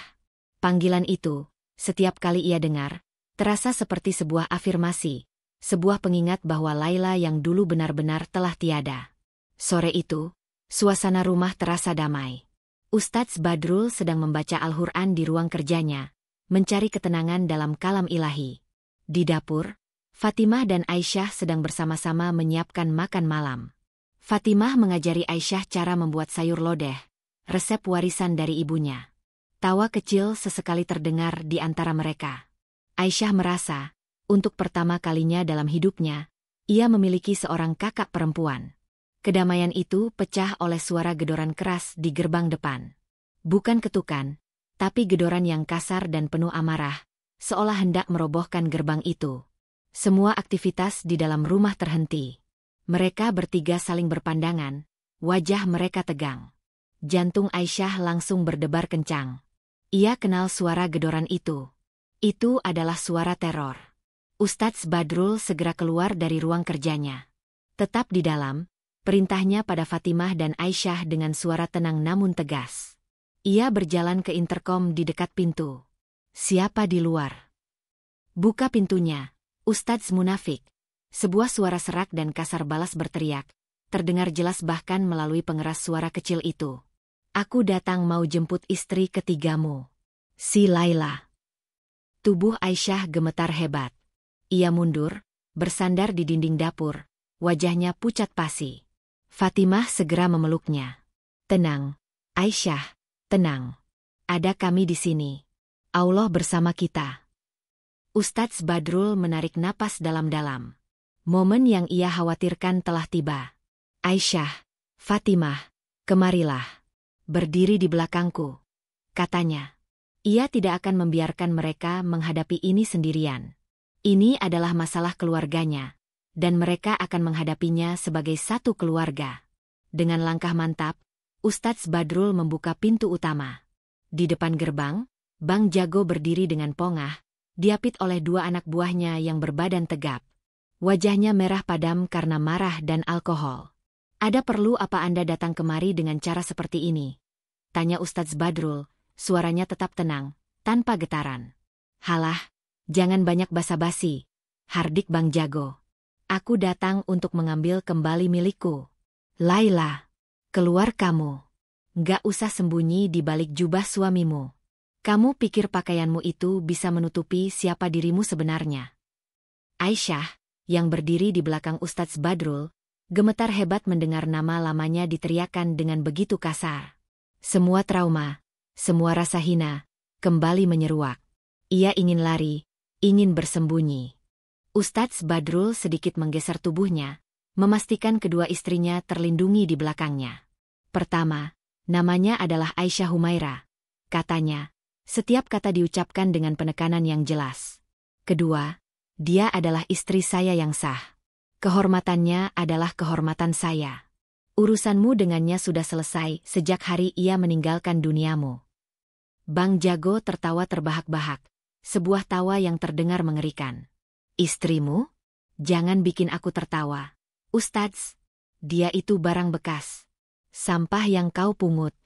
Dan sekarang, aku mau sampah itu dikembalikan. Mendengar kata, sampah, sesuatu di dalam diri Aisyah tersentak. Ia melihat punggung Ustadz Badrul yang berdiri kokoh melindunginya. Ia merasakan genggaman tangan Umi Fatimah yang memberinya kekuatan. Ia teringat hari-hari ia belajar mengaji, saat-saat ia berhasil sujud tanpa menangis. Tidak, ia bukan sampah. Dengan keberanian yang datang entah dari mana, Aisyah melangkah maju dari balik punggung Ustadz Badrul, berdiri di sampingnya. Ia menatap lurus ke mata Bang Jago. Bang Jago terkejut melihatnya. Nah, itu dia orangnya. Ayo, Laila, ikut aku pulang. Permainanmu sudah selesai. Aisyah menarik napas dalam-dalam. Suaranya bergetar, tapi terdengar jelas. Pergilah, Bang. Laila sudah tidak ada. Apa katamu? Benar apa yang abang katakan, lanjut Aisyah, air mata mulai mengalir di pipinya, namun kali ini bukan air mata ketakutan. Aku memang Laila yang dulu. Laila yang kotor, yang penuh dosa. Aku tidak akan menyangkalnya. Tapi, Laila sudah mati. Ia berhenti sejenak, menatap Ustadz Badrul dan Fatimah sekilas, lalu kembali menatap Bang Jago dengan sorot mata yang baru, sorot mata yang tidak lagi menyimpan ketakutan. Yang berdiri di hadapanmu sekarang adalah Aisyah Humaira. Hamba Allah yang sedang mencoba untuk bertaubat. Urusanku sekarang bukan lagi denganmu, tapi dengan Tuhanku. Jadi, kumohon pergilah. Aku tidak takut lagi padamu. Deklarasi itu membuat Bang Jago terdiam. Ia terbiasa melihat Laila yang ketakutan, yang tunduk, yang pasrah. Ia tidak pernah melihat wanita ini. Wanita dengan tatapan mata yang teguh, yang mengaku berdosa namun tidak lagi merasa hina. Senjata utamanya, rasa takut dan rendah diri Laila, kini tumpul, tidak lagi berfungsi. Kurang ajar, geram Bang Jago, kehilangan kendali. Ia menerjang maju, hendak menerobos gerbang. Namun, beberapa tetangga yang mendengar keributan itu sudah mulai keluar dari rumah mereka. Beberapa di antaranya bahkan sudah mengeluarkan ponsel, siap merekam. Ustadz Badrul tidak bergerak, hanya menatap tajam, siap melindungi keluarganya. Melihat situasi yang tidak menguntungkan, anak buah Bang Jago menahannya. "Sudah, Bang. Jangan bikin ribut di sini. Bisa panjang urusannya." Bang Jago menatap berkeliling, melihat tatapan warga dan kilatan layar ponsel. Ia kemudian menatap kembali ke arah Aisyah, yang masih berdiri tegak di samping suaminya. Ia tahu, ia telah kalah. Ia tidak bisa menyentuhnya lagi. Wanita itu kini berada di dalam sebuah benteng yang tidak bisa ia tembus. Dengan umpatan terakhir yang kasar, Bang Jago berbalik. "Awas kalian semua," ancamnya, sebelum masuk ke mobil dan pergi dengan deru mesin yang marah. Gerbang pun ditutup. Di baliknya, Aisyah roboh dalam pelukan Fatimah, menangis sejadi-jadinya. Namun kali ini, tangisnya adalah tangis kelegaan. Tangis pembebasan. Ia telah menghadapi iblis dari masa lalunya, dan dengan pertolongan Allah serta orang-orang yang mencintainya, ia telah menang. Ustadz Badrul meletakkan tangannya di atas kepala kedua istrinya, memanjatkan doa syukur dalam hati. Badai terakhir telah mereka lewati. Kini, saatnya untuk menyembuhkan luka dan membangun kembali puing-puing kehidupan mereka, bersama-sama. Setelah badai, datanglah ketenangan. Bukan ketenangan yang hampa, melainkan ketenangan yang berisi, yang penuh dengan rasa syukur dan kelegaan yang meluap-luap. Di rumah Ustadz Badrul, hari-hari setelah konfrontasi dengan Bang Jago terasa seperti fajar pertama setelah malam yang panjang dan menakutkan. Tidak ada lagi rasa was-was setiap kali bel pintu berbunyi. Tidak ada lagi bayangan masa lalu yang mengintai di setiap sudut. Yang ada hanyalah kedamaian yang diraih dengan perjuangan. Aisyah adalah orang yang paling merasakan perubahan itu. Untuk pertama kalinya, ia bisa bernapas dengan lega sepenuhnya. Beban seberat gunung yang selama ini menghimpit dadanya telah terangkat. Ia tidak lagi berjalan dengan kepala tertunduk.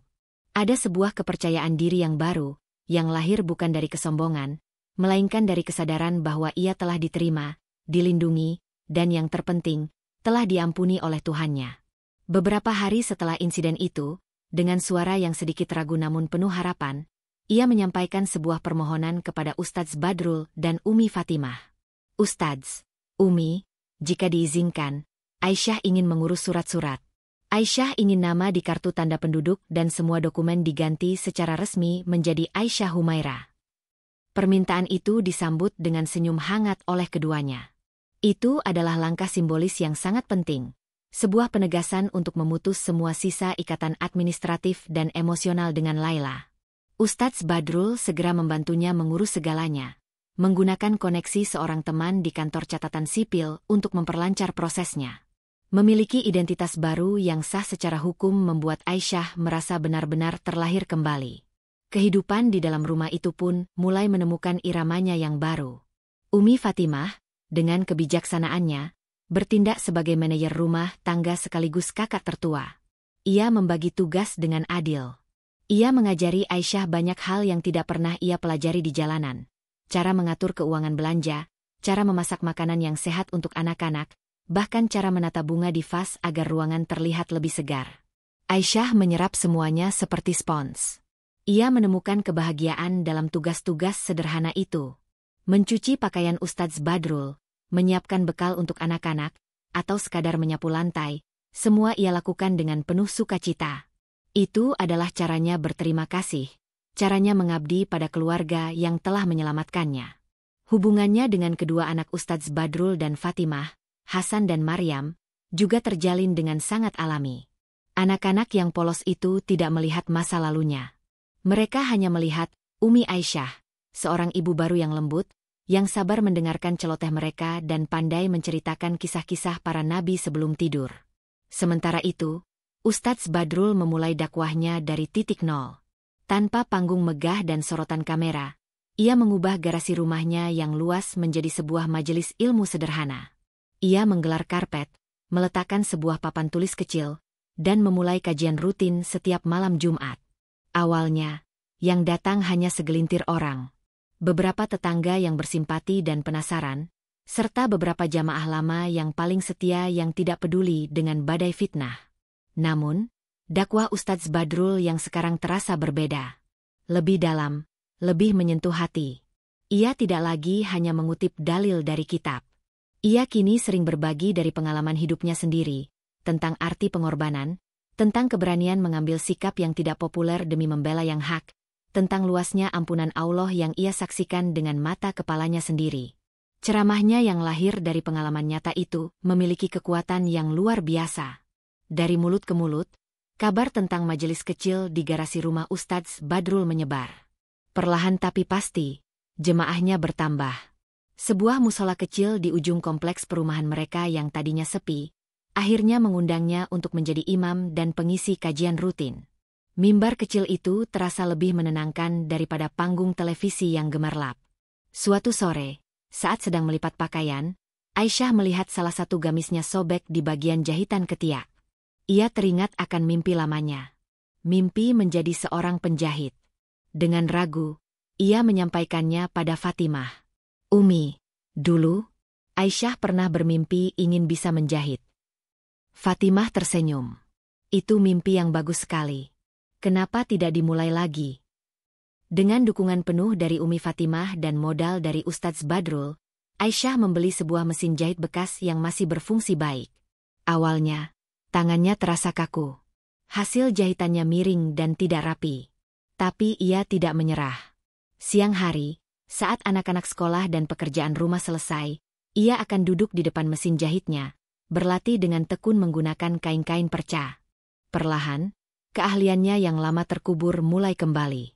Ia berhasil menjahit gamis pertamanya, sebuah gamis sederhana untuk dirinya sendiri. Lalu ia menjahitkan satu untuk Fatimah, dan baju koko untuk Ustadz Badrul dan Hasan. Melihat hasil karyanya dipakai oleh keluarga yang ia cintai memberikan sebuah kebahagiaan yang murni. Bakatnya tidak berhenti di situ. Selain menjahit, Aisyah ternyata memiliki bakat terpendam dalam memasak, yang ia asah di bawah bimbingan Fatimah. Masakannya, terutama kue-kue tradisional dan lauk pauk rumahan, memiliki cita rasa yang khas dan lezat. Suatu hari, saat ada acara arisan di rumah tetangga, Fatimah menyarankan Aisyah untuk membawa kue buatannya. Kue lumpur dan risoles mayones buatan Aisyah ludes dalam sekejap dan menjadi buah bibir. "Enak sekali kuenya, Bu Fatimah." "Siapa yang buat?" tanya salah seorang ibu. Dengan bangga, Fatimah menjawab, "Ini buatan madu saya, Aisyah." Dari sanalah pintu rezeki yang lain terbuka. Seorang tetangga memesan kue dalam jumlah besar untuk acara syukuran. Aisyah, dengan bantuan Fatimah, mengerjakannya dengan penuh semangat. Keuntungan pertama yang ia dapatkan dari hasil keringatnya sendiri, ia serahkan seluruhnya pada Ustadz Badrul. Uang yang terasa begitu bersih dan berkah. Malam itu, setelah semua kesibukan hari itu selesai, keluarga itu berkumpul di ruang tengah. Hasan dan Maryam sudah tidur. Ustadz Badrul sedang membaca, sementara Fatimah dan Aisyah duduk di karpet sambil berbincang ringan. Tidak ada lagi ketegangan. Tidak ada lagi ketakutan. Rumah itu telah dipenuhi oleh sakinah, kedamaian yang lahir dari cinta dan kesabaran. Badai telah benar-benar berlalu, menyisakan tanah yang subur, di mana benih-benih kehidupan baru kini mulai tumbuh dengan subur dan kokoh. Mereka telah berhasil merajut kembali helai-helai kehidupan yang sempat terkoyak. 5 tahun berlalu sejak badai itu menerpa. Waktu, seperti biasanya, adalah penyembuh sekaligus pelupa yang ulung. Di jagat hiburan dan media, skandal Ustadz Badrul Alam adalah berita basi, telah lama terkubur di bawah tumpukan gosip dan kontroversi yang lebih baru. Nama Badrul Alam tidak lagi menghiasi layar kaca atau tajuk utama berita. Bagi dunia luar, ia telah menjadi catatan kaki, seorang penceramah yang pernah bersinar lalu meredup secara dramatis. Namun, di sebuah sudut yang tenang di Jakarta Selatan, cahayanya tidak pernah benar-benar padam. Ia hanya berubah bentuk, dari lampu sorot stadion yang menyilaukan menjadi lentera hangat yang menerangi sebuah komunitas. Garasi yang dulu menjadi majelis darurat kini tak cukup lagi menampung jemaah. Mushola kecil di ujung kompleks, berkat swadaya masyarakat yang terinspirasi oleh ketulusan sang ustadz, telah direnovasi menjadi sebuah masjid yang cukup megah, bernama Masjid An-Nur, Cahaya. Ustadz Badrul Alam adalah imam dan pembimbing utamanya. Jemaahnya bukan lagi ribuan wajah anonim. Ia mengenal mereka satu persatu. Ia tahu Pak RT yang sering sakit asam urat, ia hafal nama anak-anak bu warung yang paling nakal, ia menjadi tempat berkeluh kesah para pemuda yang bingung mencari kerja. Dakwahnya tidak lagi bergemuruh dari mimbar yang tinggi, tetapi berbisik dari hati ke hati, di teras rumah, di warung kopi, setelah sholat berjamaah. Ia kehilangan ketenaran, namun ia menemukan umat.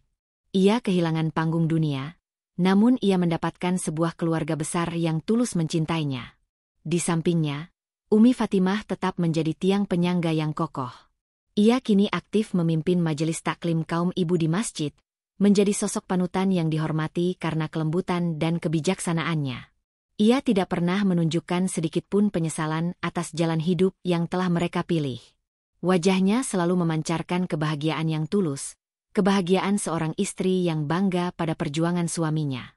Dan Aisyah Humaira, ia telah mekar sepenuhnya. Mimpi lamanya untuk menjadi penjahit telah terwujud, bahkan melampaui imajinasinya. Usaha catering kecil-kecilan yang ia mulai dari pesanan arisan, kini telah berkembang pesat. Catering Humaira menjadi nama yang terkenal di lingkungan itu. Terkenal bukan hanya karena masakannya yang lezat, tetapi juga karena misinya. Sebab, Aisyah tidak menyimpan keuntungan itu untuk dirinya sendiri. Dengan izin dan dukungan penuh dari suami dan madunya, ia menggunakan sebagian besar laba usahanya untuk mendanai sebuah rumah singgah sederhana, tidak jauh dari rumah mereka. Sebuah tempat aman bagi para wanita yang ingin lari dari kegelapan jalanan, persis seperti dirinya dahulu. Di rumah singgah itu, Aisyah tidak hanya memberi mereka atap untuk berteduh dan makanan untuk mengganjal perut. Ia memberi mereka sesuatu yang lebih berharga, sebuah harapan dan sebuah keahlian. Ia mengajari mereka memasak, menjahit, dan yang terpenting, ia mengajari mereka mengaji dan kembali mengenal Tuhan mereka. Ia menjadi cermin, bahwa sekelam apapun masa lalu, pintu taubat selalu terbuka bagi mereka yang mau mengetuknya. Dunia pernah memberinya label, pelacur hina. Namun seorang pria yang melihatnya dengan mata iman telah mengangkatnya, dan kini ia menjadi pengangkat bagi jiwa-jiwa lainnya. Suatu malam, suasana di Masjid An-Nur terasa begitu syahdu. Ustadz Badrul sedang memberikan tausiah bada Isya. Suaranya tetap teduh seperti dulu. Namun kini setiap kalimatnya terasa lebih berbobot, lebih meresap, karena lahir dari tempaan pengalaman. Di syaf wanita, Umi Fatimah duduk di barisan depan, menyimak dengan khusyuk.